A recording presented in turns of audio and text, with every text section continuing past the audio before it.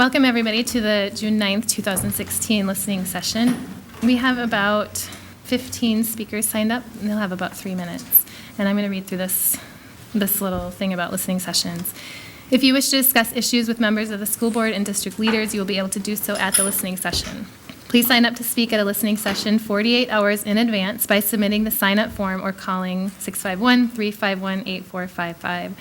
This ensures we have the appropriate staff members on hand to answer questions and address concerns.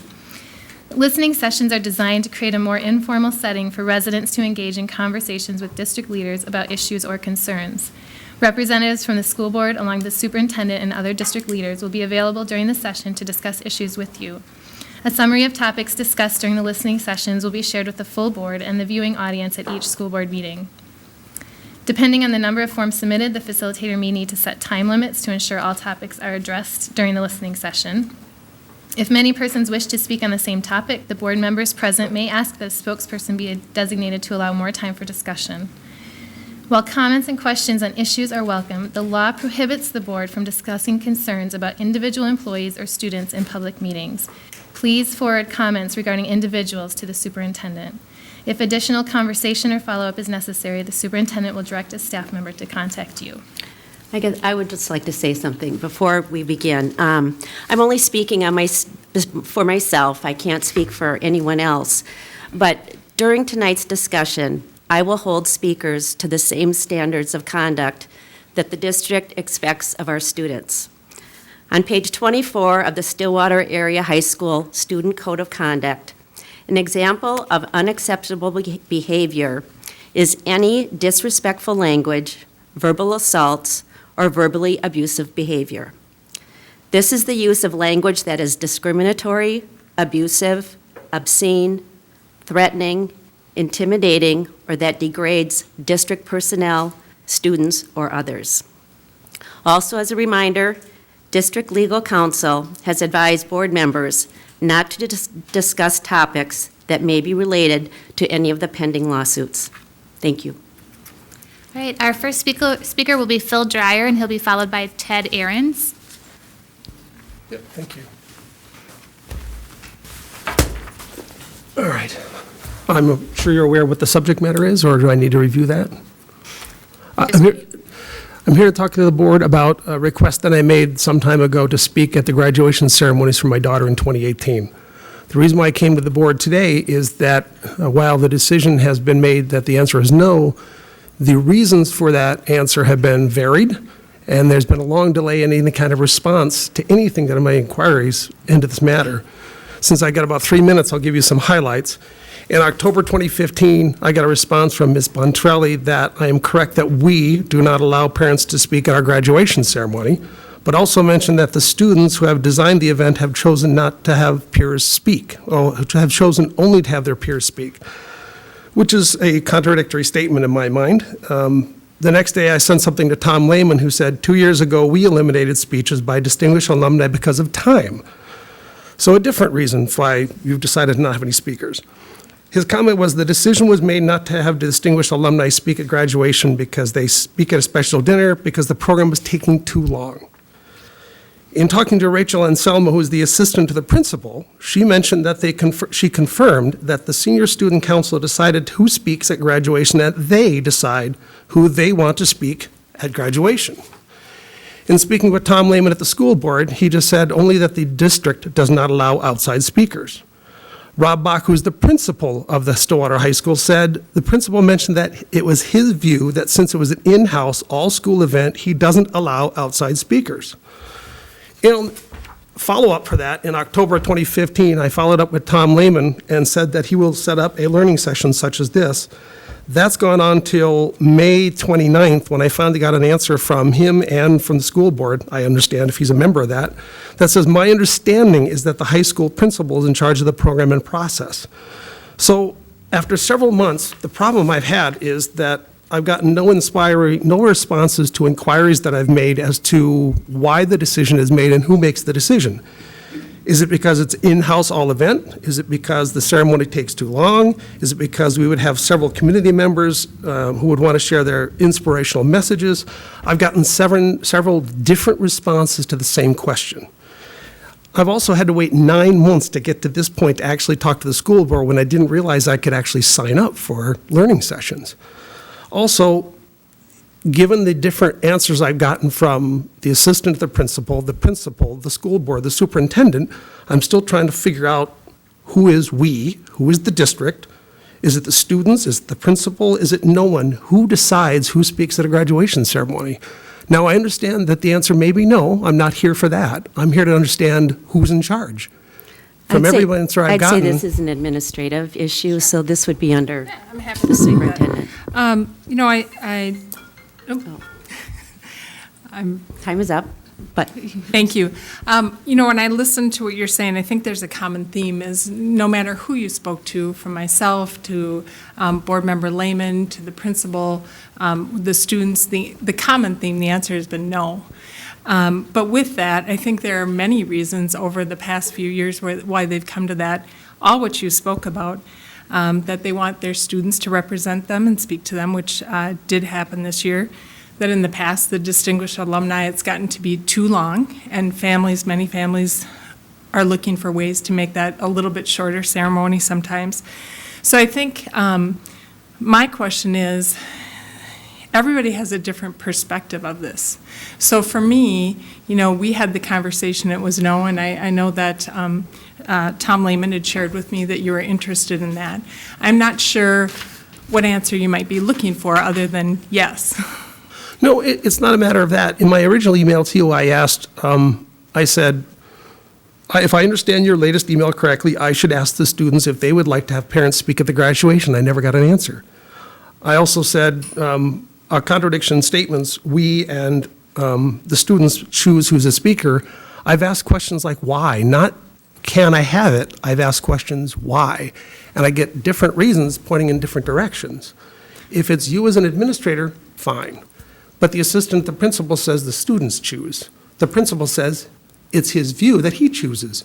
You tell me it's that you do it. I get it from the different board members that say, we have decided we don't want speakers. Is it the board? Is it you? It sounds like today it's an administrative question. I think actually, it is an administrative question. I think actually the reason you have we is because the district is we. It's not one person. It's I support the principal. The principal works with the student council to determine what that ceremony looks like. And Board Member Lehman was just sharing his experience of some of the conversations from his perception. And I think, each one of us looks at it at a different lens. But basically, the ceremony is a celebration for the students, and we've moved to the position that the kids working under Principal Bach get to decide who that speaker is.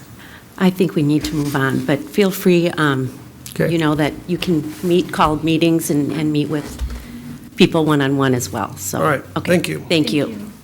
Todd Ahrens. Is Todd here? Thank you. And Todd will be followed by Jessica Greif. Hello.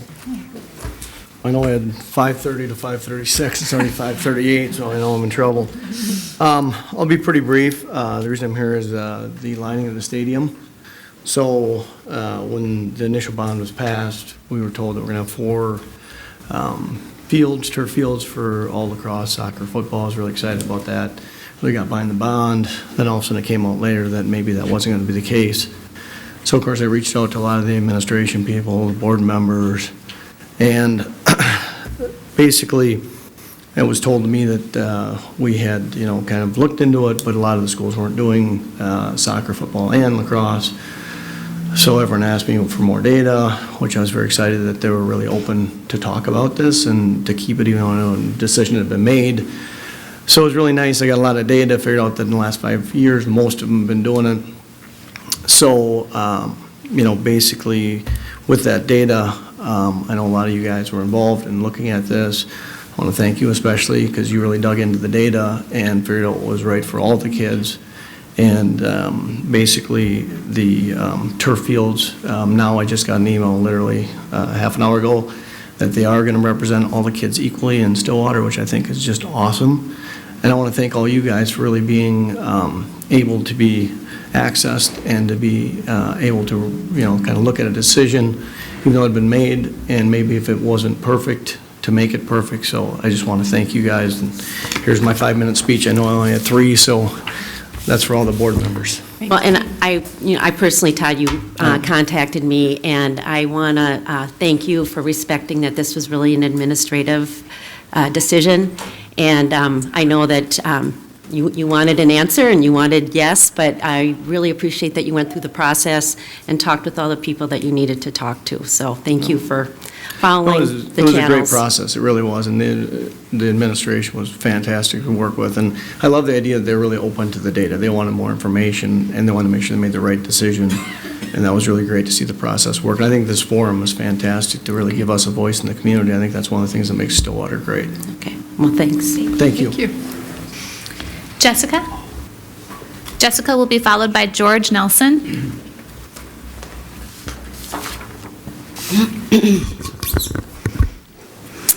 I'm Jessica Grithy. I live at 1609 Greeley Street. My husband and I bought Santa's house. If you're familiar with Stillwater, you know what house this is. We bought our house specifically for our children to attend Lily Lake Elementary School. I've been a Lily Lake mom for 9 years, and I plan to be there another 12, with my youngest just starting. My daughter started Lily Lake Elementary in 2007 and attended K through 6. She will be entering 9th grade this fall. Both of my sons will attend Lily Lake. One is now in 3rd grade, and my baby is starting preschool this fall. I'm confused and disturbed, to say the least, that in 2017, my new assigned school will be Rutherford. We pretty much live walking distance to Lily Lake, and my kids and I have put in 9 years at that school. We've established roots and relationships there, not to mention lots of money, lots of time, just to have it taken away so easily. All our neighborhood will remain Lily Lake except us. Apparently my house sits on the new boundary line. I'm sad, my children are sad, the neighborhood friends are sad. I'm disappointed that you as a district are doing away with neighborhood schools. The logic does not make sense to me. Asking kindergartners to learn time management does not make sense to me. The extra transportation to school will have a big impact on climate change when my children could benefit by walking to their neighborhood school. Also, about a week ago, I read through comments on a Pioneer Press site, an article written about the uncertainty of our school district in the upcoming school year. People were calling us names like spoiled parents, hostile, a bunch of white privileged crybabies. I, for one, can tell you that myself, my neighbors, and my children and their friends are the working lower class. We're not even close to being white privileged. We are a mix of all races. Yes, most of us are under middle class. So don't think for a minute it's only families in the north part of the district being impacted and who disagree with Bold. It's everywhere. I live in the south part of the district. Each and every one of my neighbors, regardless of race, privileged or not privileged, are against Bold. One thing we all agree on is that we are lied to. Treating us and our children like we're the bad guys doesn't make sense to me. We're not alone. Even our high school kids chanted "Save our schools" at the Excel Center during the hockey game. I work in customer service. I'm a cashier here in Stillwater. I chit-chat with all my customers. I have yet to meet one that is for Bold. We are here for the long haul. I'll never tire to speaking and fighting for my children. They'll learn someday how real, honest taxpayers of their community stood up for them. We stood our ground and did what's right. We at least shined a big spotlight on the corrupt business you have engaged in and the disservice you did to all your voters as community leaders, and you tried to divide us. You allow people to heckle us, and I will never forget the mess and who started it all. Trying to take 3 beloved schools away from hardworking, engaged community was your first mistake. We're not blind, and I credit the wonderful people who have worked tirelessly behind the scenes for the good of our children. This wasn't their job, it was the school board's. They are supposed to be working tirelessly for our children. You only had one job and you failed. Thanks. Thank you, Jessica. George Nelson. George Nelson. And George will be followed by Sue Keller.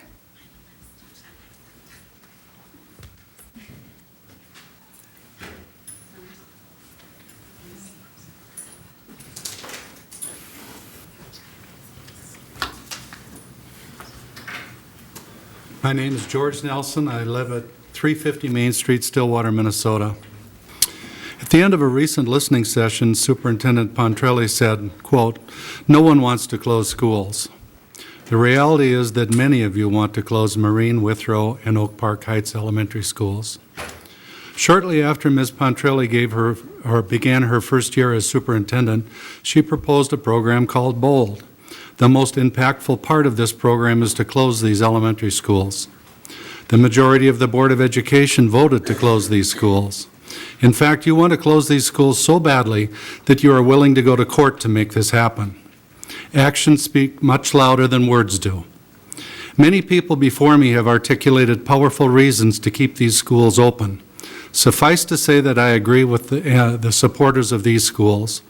These schools have a culture of excellence that's difficult to build but easy to destroy.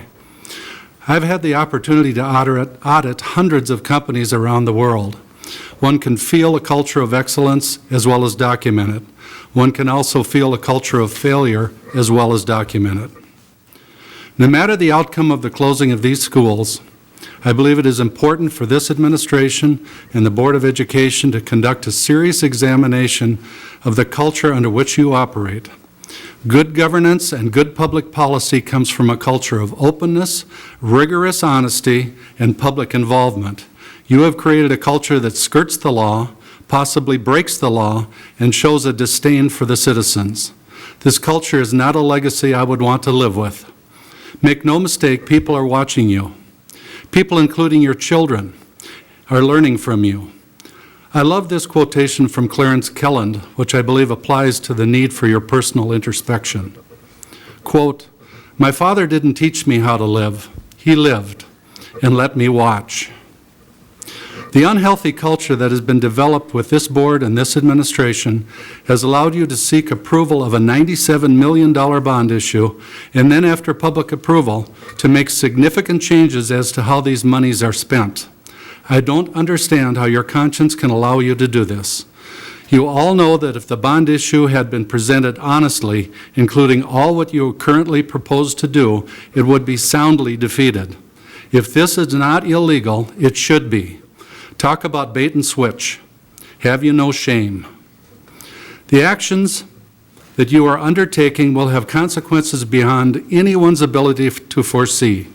These actions may include a loss of sense of community, decreased property values, loss of students from this district, loss of a sense of trust in our local board and administration, and countless unforeseen consequences. Please reconsider your actions. It's not too late to change your minds. Thank you.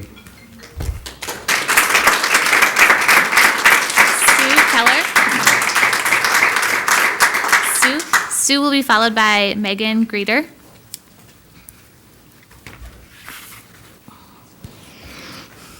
Sue Keller, May Township. Superintendent Pontrelli, personally, can you tell me how much time you spent learning about the workings of the District Management Council prior to your collaboration with them? Board members... Stop. Did you want her to answer? I'm just going through this. But did you want to have a discussion and have her answer? I only have 3 minutes and you're taking my time. Excuse me. Board members, when I say theory of action, what does that mean to you? Who is the District Management Council, or DMC? It is a for-profit corporation. Their website says they were founded in 2004 to help address the most pressing and important management challenges facing American educators. And they partner with public school district leaders to improve student outcomes, operational efficiency, and resource allocation. They believe in a very top-down model of schooling, helping to strengthen and increase the managerial capacity of people leading school districts. We believe we can help to systematically improve the performance of the American public education system. First, let's examine the return on investment that these consultants bring. The line item in the budget for consulting service fees has increased in since the 2014-2015 by 8.6%. We're spending more than $1 million on consulting fees. A simple business rule, if you're spending more than $1.1 million on consulting, you would expect to have a minimum result in their key areas of consulting to show for it. You would see a vast improvement in their claims of improved student outcomes, operational efficiency, and resource allocation. I suppose the claim could be made that bold was the outcome of the resource allocation, but that $1.2 million savings of closing 3 schools is nearly the same as the amount of money spent on consulting fees, so that argument would have a hollow ring, would it not? Has student outcome increased so greatly to justify that expense? No, it has not. Has the school district found operational efficiency? Most certainly not. As we paid more staff at central services than ever before with less students and less people with student contact. There's a rumor floating about that we only pay DMC a fee of $3,000 per year. An argument that DMC districts across the country are given. Actually, they snooker the districts into a membership of $3,500, but then there's all these fees, surveys, reports, conferences. The bottom contract ends up costing far, far more. So let's look at some of the district numbers. Elmhurst, Illinois, $225,000 for 3 years. $1 million contract in Minneapolis. Frederick, Maryland, $225,000 over 3 years, which since they have opted out. I find it hard to believe our fees are anywhere near the $3,500 as Superintendent Pontrelli claims. Your time is up. Thank you. I would like to address that for just a second, and I know it'll have to be quick. The $3,500, I think that many people have asked and have gotten the same response from EMID and 916 who sponsor that. Some of the other projects are alternate projects which you can request to work with the DMC.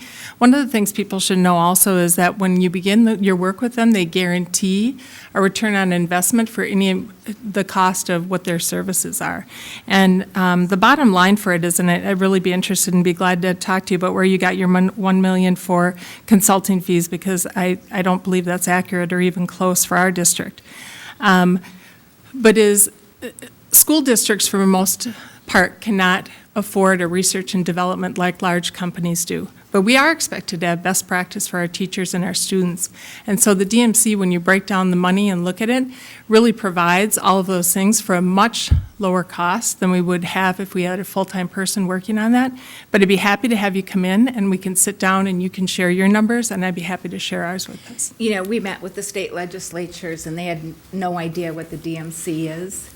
So we have formed a community, our community has formed a research group to investigate the inner workings of the DMC, and we just invite anyone who wants to be involved in that. And I actually think Nate Levinson is one of the people who is in charge of that, would be happy to have a conversation with you. He's come and visited with many communities throughout the metro area, and I think you'll find you're welcome to search and look, but there's nothing sinister. They really help a lot of school districts, so hopefully you'll see both sides of that story. Megan Greeter will be followed by Rebecca Olson.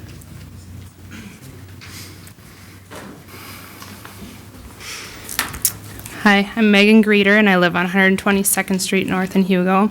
I went to Withrow. My husband and our siblings went there, and our kids, along with nieces and nephews, also go there. I still get together monthly with women who are paras and a lunch lady when I was at Withrow. One of them went to the Withrow school when it was the one-room schoolhouse down the road. Like so many, my community is a part of me. This also extends from Marine to Afton Lakeland, where so many of my friends went to school. I've always been proud to be a part of the Stillwater School District. I also know from many of the emails I've sent starting December 18th that none of this matters to many of you. That message was relayed in the many emails I received in response. My purpose tonight is to let you know there are many like me who haven't been as vocal. We are here watching, listening, and researching, and we're not just fighting what we believe was a bad decision anymore. We're fighting an entire system we believe needs to be overhauled, and I am one that is proud to be a part of 834 Voice.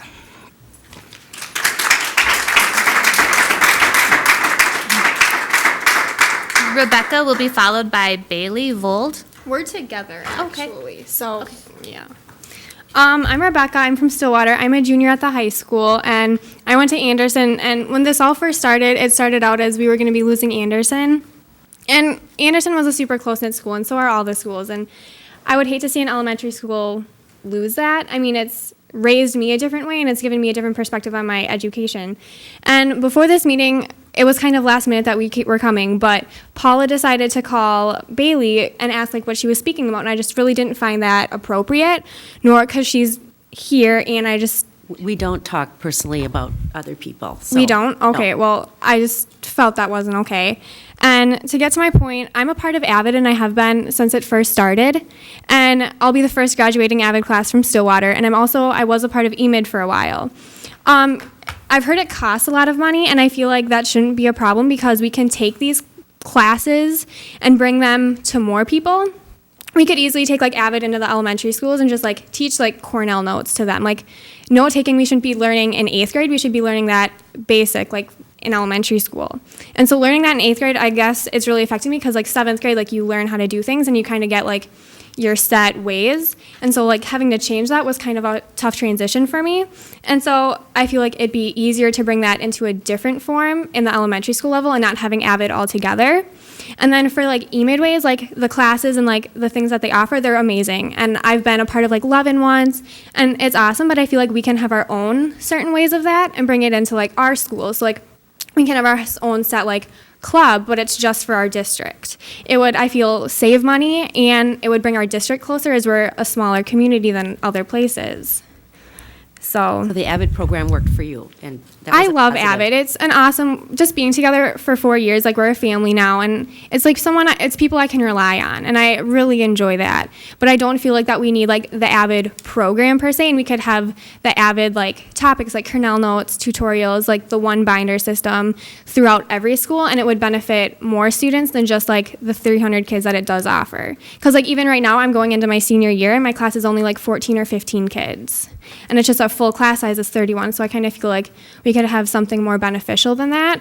And being an AVID for 4 years, I'm actually having to take summer classes because otherwise I won't be able to graduate on time. Because I did take Spanish and I took AVID, so it took up my electives where I can't take gym and health and like my art classes. So it kind of has affected me graduating and like what classes I take during the year and my summer classes.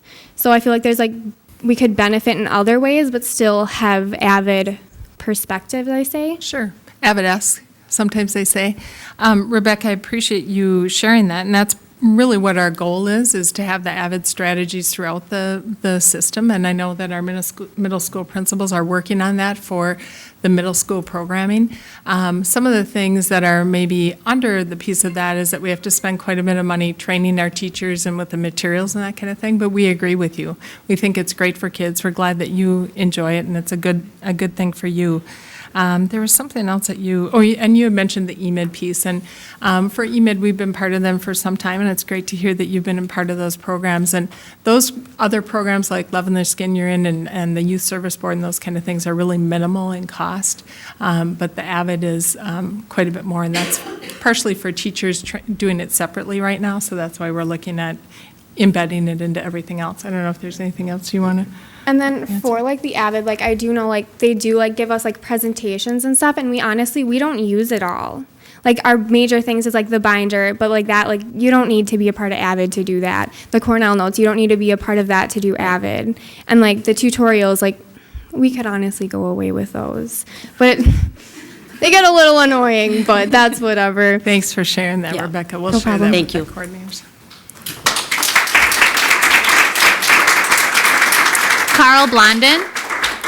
Carl Blondin will be followed by Chad Gramrett. I probably said that wrong. I'm sorry, Chad. Good afternoon, thank you. I was motivated to come this afternoon because I'm a little bit concerned about money, and I suppose if I wasn't, you'd be concerned about me. As you know, I'm an attorney, and I understand confidentiality.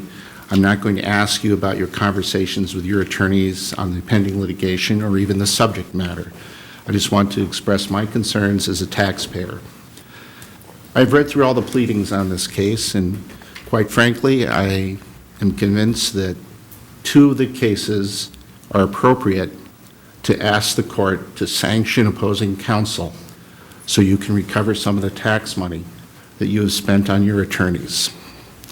The first case that I think is appropriate for sanctions is Melissa Douglas's petition for a writ of mandamus. I do have some familiarity with mandamus. I have clients that are occasionally involved in litigation with government. And the one thing that a writ of mandamus may never do is take discretion away from a governing body, be it a city council or a school board.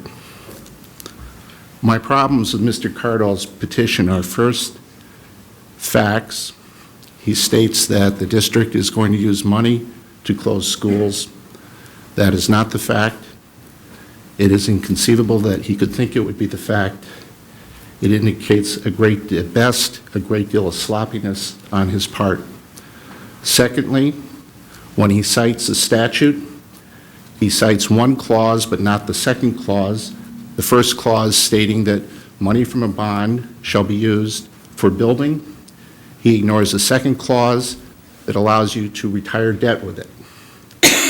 He then asks the court to issue an order that either you spend the money on playground equipment and HVAC equipment or hold a new election. What he is asking to do is he's asking the court to issue an order taking away the board's discretion to use the money to pay down the debt.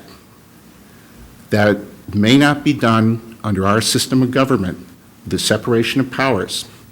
No court can order a school board or a city council or a county board or any subdivision in the state of Minnesota to do something that is within their discretion. It's beyond my legal imagination how an attorney can make such a request to the court and not expect to be sanctioned himself. The second lawsuit that I have problems with is the 834 Voice versus ISD School District 834 in district court. When talking about this with my attorney friends. I'm sorry, Mr. Blondin, your time is up. Thank you. Is Chad here? Okay, and Chad will be followed by Barbara Mettinger.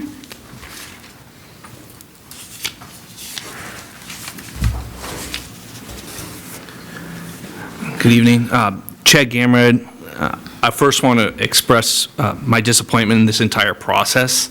These learning sessions, I think, is a bad policy. I think it's not working, and I think it should have been reconsidered long before we got here today.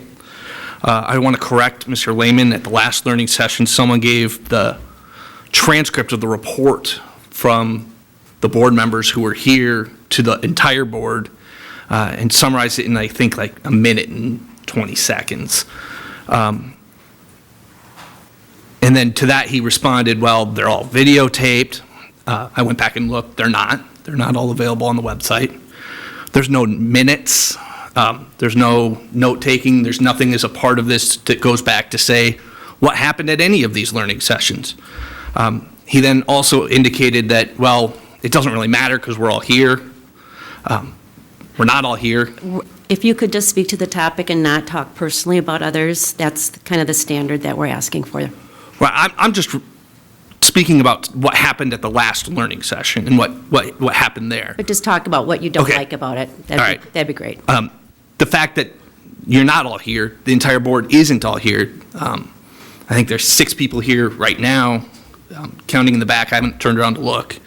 And I'm not sure how 2 sitting here and 4 sitting in the back or 5 sitting in the back still doesn't possibly violate the open meeting laws requiring it to be published. I don't think sitting in different locations makes it not a meeting. But I'm not an attorney with an expert on that. I am an attorney, but not on that.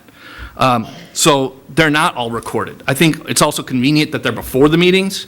So we're limited to 3 minutes today. At other times, there've been longer conversations. But if it was at the end of the meetings or during the meetings have been 2 hours, 1 hour, 14. They're long. I've watched them online. Then the citizens wouldn't be limited, but the meeting would be limited.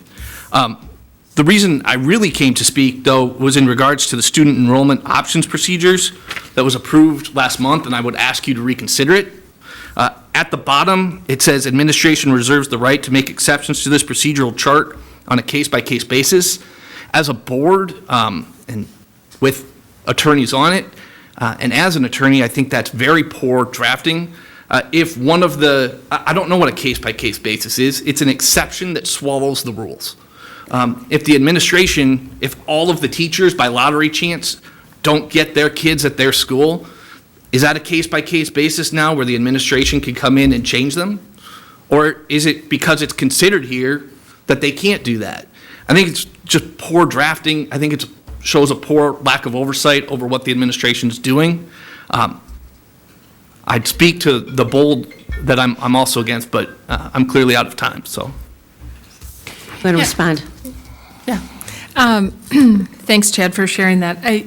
So the listening sessions, the intent was, when we have a lot of people, we want them to be able to speak. So that's why the timeline, if we had 3 or 4 people, then we'd have lots of time. So, and the intent, again, was from going from a public forum where people come up and speak to the board and there's no response or no communication to something that was different and hopefully some dialogue.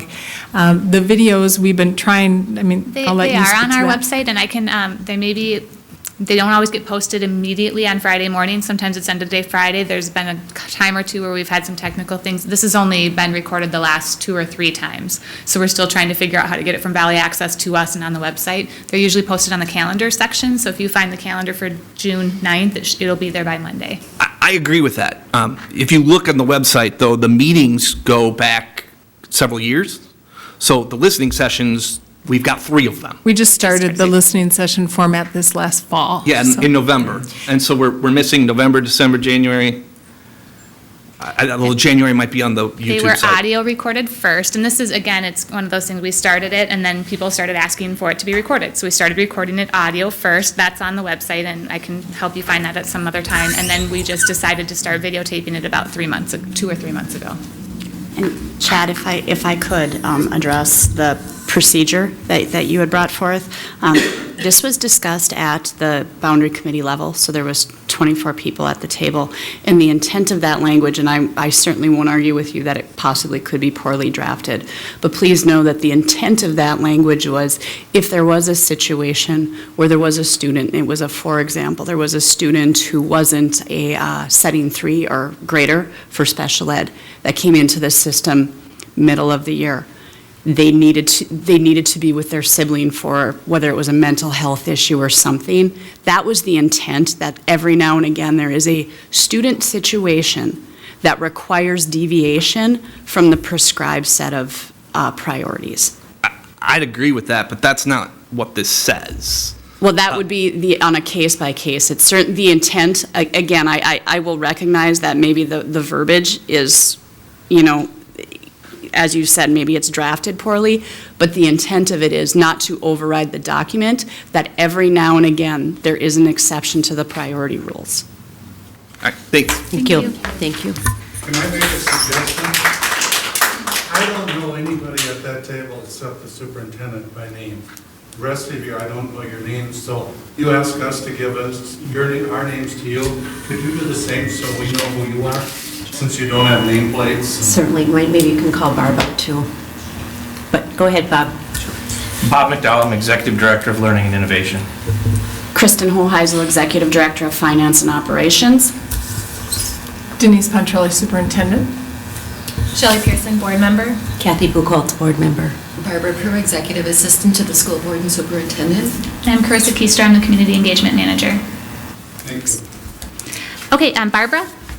And following Barbara will be Clayton Heimke.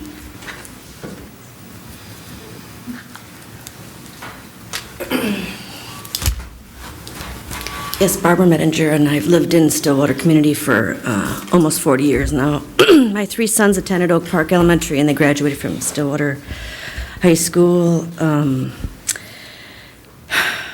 I haven't spoken since one of the very first public hearings at the very end of the 3rd one that was held way down at Oakland.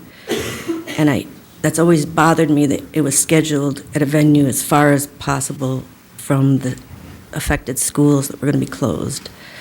And I was told by someone in the administration that the other venues were booked, but I looked on the school calendar and they were not booked.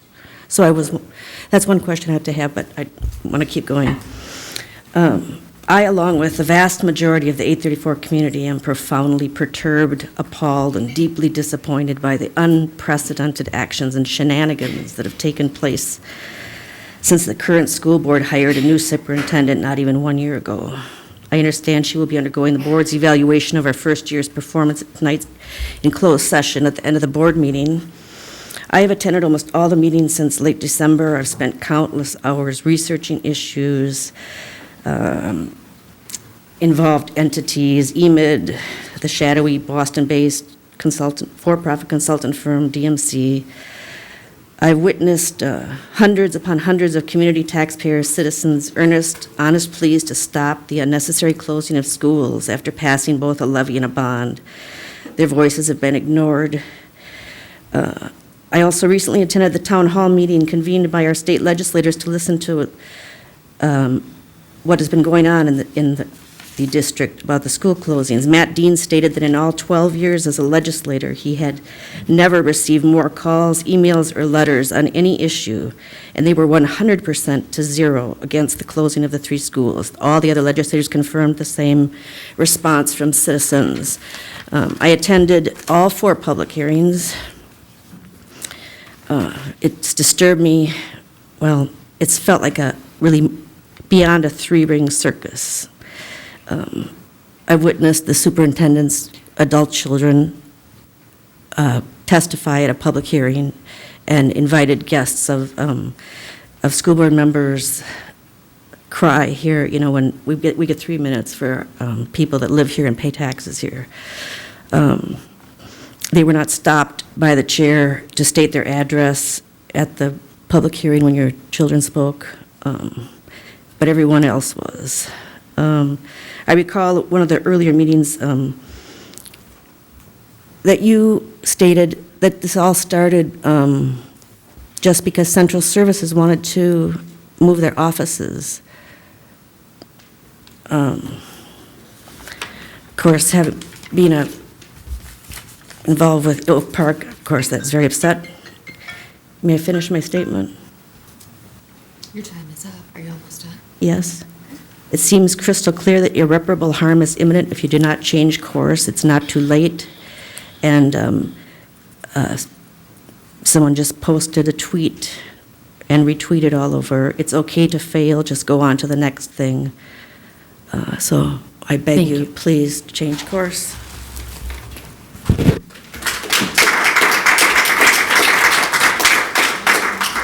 Clayton?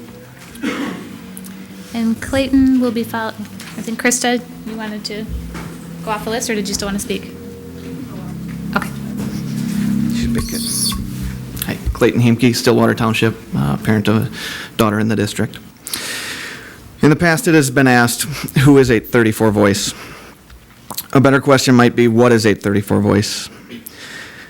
834 Voice is a group of parents and taxpayers, over 2,000 and growing, who demand accountability and transparency from our school district leaders. We believe in a governance model where board members ask tough questions, holding administrators accountable, and representing the public's interest instead of acting on blind faith and functioning as a rubber stamp for the administration.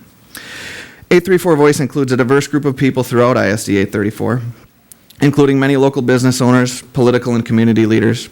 You've read our letters and newspaper editorials, seen us on the news, and heard us at town hall and board meetings. We believe in an education system that reflects our community's values, not those of for-profit national consulting firms. Our communities and district are not one-size-fits-all. You've shared that, we've all shared that before. We're a strong mix of urban, suburban, and rural communities. This unique makeup has drawn people to the St. Croix Valley for years. We believe school choice is a key to meeting children's unique learning styles. Community members proposed several plans supporting this idea throughout this process, ideas that would grow the district. School board members encouraged us to discuss these alternative plans with the administration. Unfortunately, the response from the administration was lip service, and it continued to push towards with the bold plan. For so many reasons, deceiving the public to pass a bond and then closing schools is not the best long-term option for our school district. Regardless of how you and the district spin this, the public has been deceived. Breaking promises to the northern part of the district while making false promises to the southern half of the district is a poor strategy for success. We believe in honesty and integrity. We believe honesty and integrity means doing the right thing behind closed doors even when the public isn't looking. As another parent stated, the goal should not be shooting for what doesn't get you indicted, but aiming for a higher standard. This district has approved dramatically increased administrative costs despite a declining capture rate. At the same time, staff has been cut. Instead of investing in teachers and more equitable staff for our children, the administration has invested in themselves. We believe this is a poor use of our education dollars. Some have called us selfish, entitled, elitists who don't care about anything other than our precious schools. In reality, most of us voted for the building of a new school to help overcrowding at Lake Elmo. We voted for HVAC upgrades at several schools. We voted for classroom renovations and safer playground surfaces. We voted for millions in football stadium and athletic facility upgrades. We voted for all of this knowing that our taxpayers would benefit children other than our own. We support all children of 834, not just our own. Instead of pitting some schools against others, we wish the district supported a more positive message. When any school succeeds, it's an honor for the entire district. As a team, no one succeeds without the help of others. Yes, some 834 Voice members are involved in lawsuits. These lawsuits were a last resort after the school board failed to represent our community. Our goal has never been to be troublemakers. It's your obligation to answer legitimate questions with reasonable answers and not be defensive. Despite honest attempts to be part of the solution, we've been met with dead ends, blank stares, and illogical answers. Unfortunately, as much as I have resisted it, I now see no other path than utilizing the legal system to right this egregious wrong.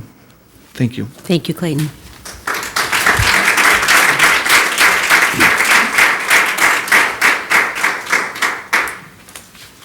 So Krista, and then Julie Haas.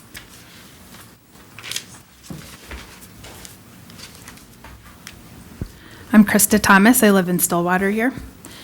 I want to speak to you tonight about the District Metropolitan Council and just kind of what it means and what our district is engaging in and the kind of consultant work they do. And I jotted down some of the notes from what you were speaking to earlier, so maybe we can set up some time to talk further about that. But a couple of things that strike me is, over the last couple of years, administrative costs have gone up in double digits, so significantly higher.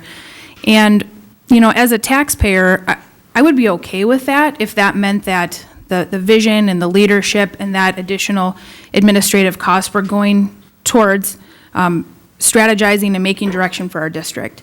But then when we're applying a lot of money, thousands and thousands of dollars towards consulting groups like the DMC, like EMID, that are coming back with recommendations to this district that are counterintuitive to the rationale that we've heard behind BOLD, like increasing resources, making things more equitable. When I look through the DMC reports, and I have two here, one is from winter 2016, and it's still in draft form, so I don't know if there's a final version of this yet or if it's still under consideration, but it is winter and we're now heading into summer, so I don't, maybe there's something more recent that can be shared. And the second one is from January 21st, 2014, and this is the special ed DMC report. And in reviewing these, and they're 17 to 18 pages long, it's very concerning as a parent, as a taxpayer, and also in trying to wrap my arms around why BOLD made sense, which I still don't see how it makes sense. But if we're also looking on the other side to take into consideration running this district under guidance from DMC, what's concerning to me is that they're speaking to things like increasing class sizes and reducing FTE. So reducing staff. So for example, it says, by allowing classes of up to 39 students, it is possible to repurpose 5.8 FTE or 29 sections equivalent to 580,000 worth of resources. So there are pages and pages where it talks about like current average class size 30.9, projected average class size 34.4, so recommending to increase, and then current FTE 57 and dropping that down to 51. So that's concerning. In the special ed report, it talks about how you can take 2 special ed teachers that manage 20 students each, and if you provide some more training to general ed teacher, they can now take on 40 of those special ed students. Well, I have a special ed student, and I cannot imagine my child with ADHD in a class of 40 students with a general ed teacher. Nowhere in these reports does it talk about ROI. So I would love to see some of the results that you speak to, because in here it does not show what this means in terms of student achievement and student outcome. And that's the piece that's concerning. All of this is financial savings, but I'm not seeing the output on the other side. So thank you for your time. Yeah. If we have, I know we have a short amount of time, but I want to help people understand. It seems like for some reason the DMC is the thing to look at or be concerned about, and the District Management Council helps you look at using resources differently to reinvest for kids. And certainly some of the things that you had shared about the special ed and increasing class size, an example of class size for 39 is a high school class where they have a large number of kids, and they alternate on days between when they come. One of our teachers is doing that right now. So I think having the conversation about what that really means, we'd be happy to do. But the DMC doesn't have anything to do with our schools closing. The DMC work 7 years ago, I believe it started here in Stillwater, looking at several different projects. So that's been around for some time, and really it's to help you look at how to do reinvest resources into kids. Another example of that is with special education needs. Many of our students who have special education needs really have more of a need for support in reading. So it's to maybe reduce your special education teachers, but get a reading teacher in place. So there's a lot of contextual things that I think are important to think about when you look at the DMC. I also want to address the administrative costs. That's been a question that's come up, and if you're free to go and look at our administrative costs, one of the things that the district has been trying to do for the past 10 years is to get everyone besides our teachers up to average. And we are right at or below average. So administrative costs are expensive. There's lots of time and hours put into that, but if you look at where we are as a district, we're right smack in the middle or lower than that. And then the last piece is the board. When you look at the administrative people being added, the board, little over a year ago, 15 months ago, knew that the consistent cuts that have happened were really impacting our teachers, and so the redesign of the learning and innovation team, really looking at learning for kids and supporting teachers, was a priority that I believe most of them voted on, and so that was approved before I came. So. All right, thank you. Is Julie Haas here? No, Julie? Okay, that was our last speaker. Thank you. Can I comment on just a few more things? I just took some notes for people, and I know that we didn't have a lot of time to speak, but one of the things I did think that was important are two things. Consistently, I've been hearing about the board administration people lying about the bond, and this was before I came.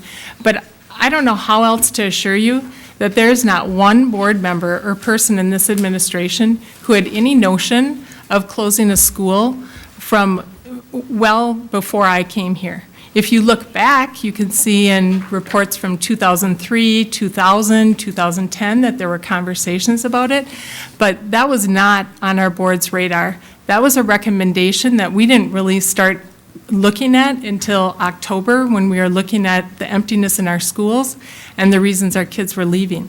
And so I think it's important, even if it's folks don't believe it, that is the facts that I can see. I can't find anything in a board meeting or written that says otherwise. And if you see something different, I'd love to have a conversation with you about that. And then finally, one more thing. I would love to have some conversations with folks about solutions. I hear fighting and legal and all those kind of things, and so our offices are open to come in and have a conversation. If you have some ideas about how to keep class sizes low, bring in more support for students, and look at cost savings that address all three of those measures, we are happy to have that conversation, because even though folks may disagree with me, I will continue to say that wanting to close schools is not on anyone's agenda. Needing to, unfortunately, is where we are. All right, thank you. if you need it.